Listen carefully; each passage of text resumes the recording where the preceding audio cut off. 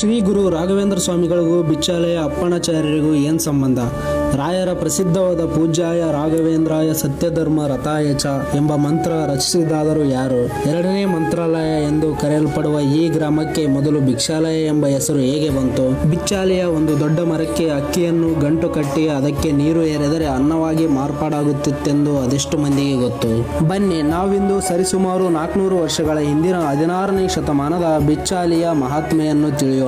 ರಾಯರ ಪರಮಭಕ್ತ ಅಪ್ಪಣಾಚಾರ್ಯರ ಜನ್ಮ ಕ್ಷೇತ್ರ, ಗುರುರಾಯರು 13 ವರ್ಷ ತಪಸ್ಸು ಮಾಡಿದ ಪುಣ್ಯಕ್ಷೇತ್ರ, ಎರಡನೇ ಮಂತ್ರಾಲಯ ಎಂದು ಕರೆಯಲ್ಪಡುವ ರಾಯಚೂರು ತಾಲೂಕಿನ ಭಿಕ್ಷಾಲಯ ಅಥವಾ ಬಿಚ್ಚಾಲೆ ಗ್ರಾಮಕ್ಕೆ ತಮ್ಮೆಲ್ಲರಿಗೂ ಆತ್ಮೀಯವಾದ ಸ್ವಾಗತ, ಸುಸ್ವಾಗತ. ಅಂದಿನ ಅದೋನಿಯ ನವಾಬರಿಂದ ಮಂಚಾಲಿ ಗ್ರಾಮವನ್ನು ಕಾಣಿಕೆಯಾಗಿ ಶ್ರೀ ರಾಘವೇಂದ್ರ ಸ್ವಾಮಿಗಳವರು ಪಡೆದಿರುತ್ತಾರೆ.